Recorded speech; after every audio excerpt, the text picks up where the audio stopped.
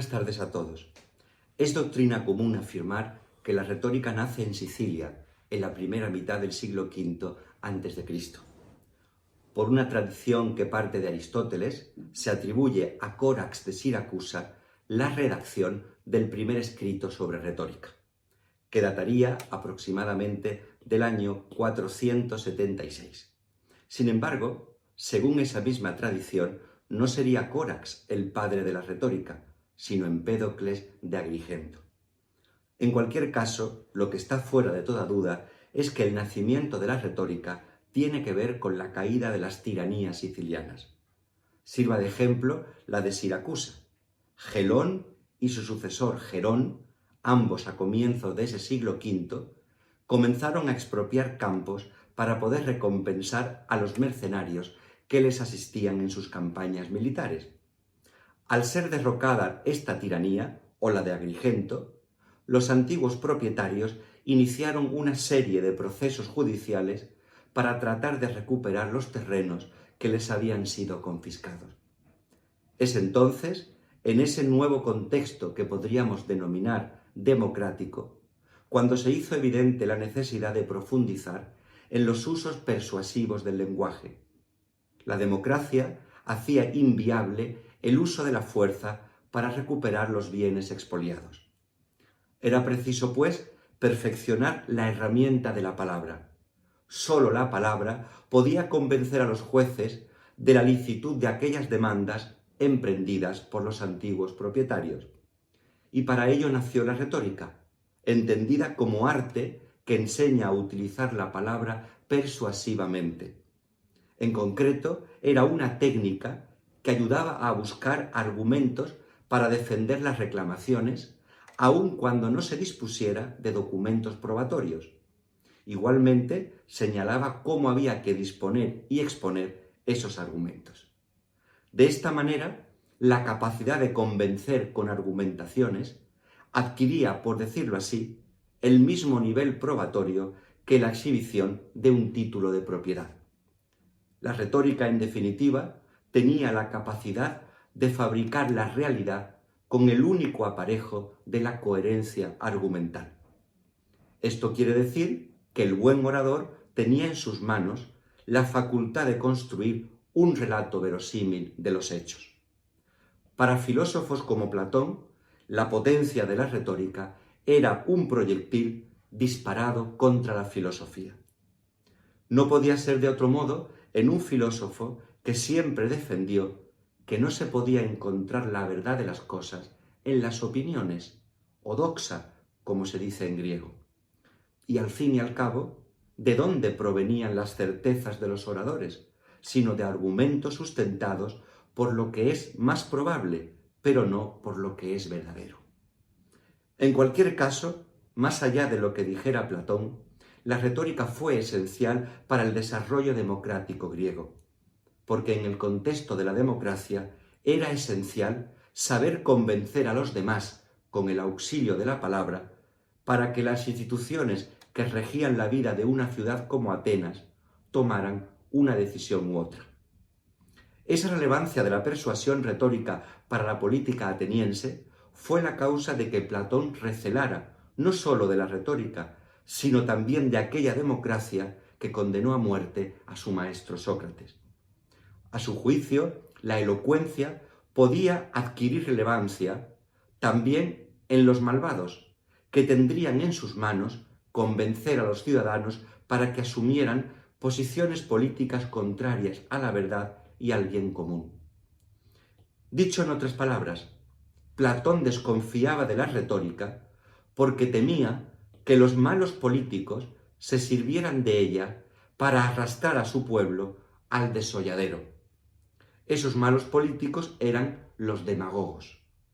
Aquellos demagogos de entonces son los populistas de hoy, que fingen preocupación por el bien común cuando en realidad centran toda su acción política en inventar enemigos y en deprimir la autoestima de la gente, para luego tratar de aliviarla con una munición de migajas.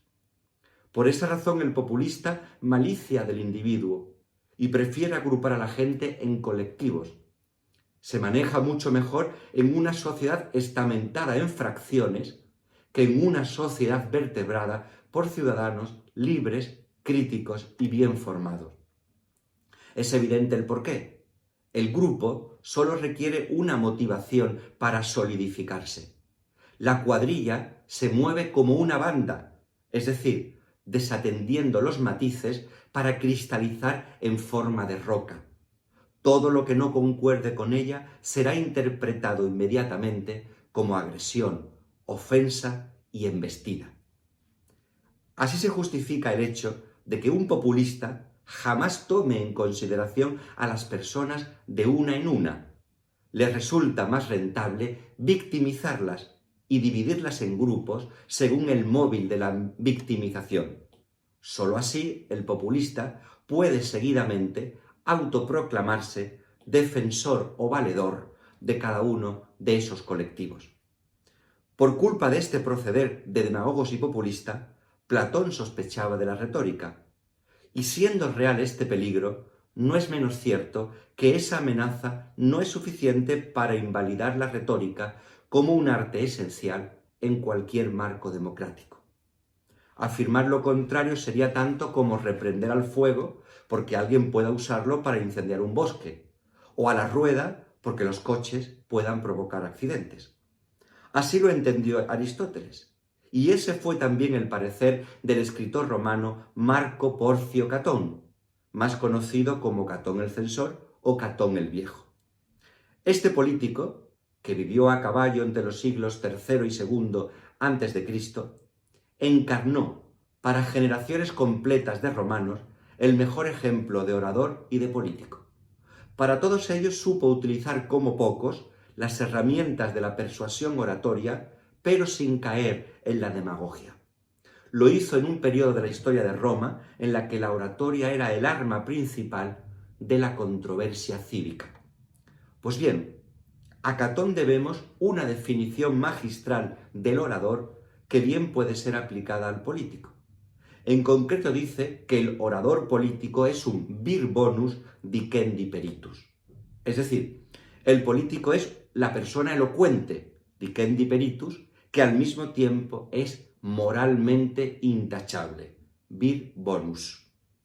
Catón, añadiendo la benignidad a la elocuencia, garantizaba que el político solo iba a utilizar el poder de la persuasión oratoria para buscar el bien público. Esta definición se completa con otra máxima, también aplicable al político. Rem tene, verba sequentur. Es decir, ten claro el contenido, que las palabras vendrán.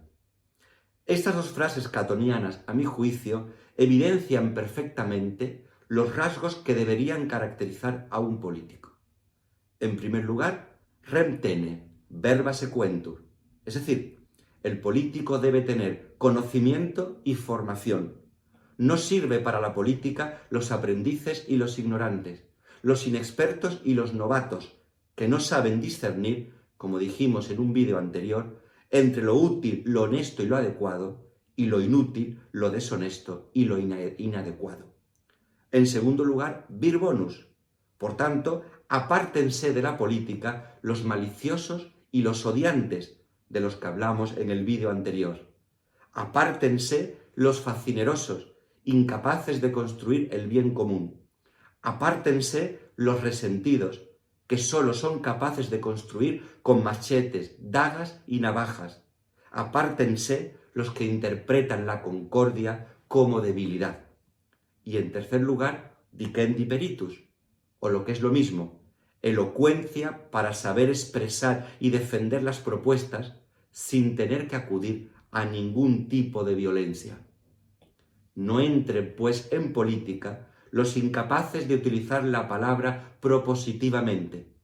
No entren en política los que pervierten el idioma para emborronar las cosas.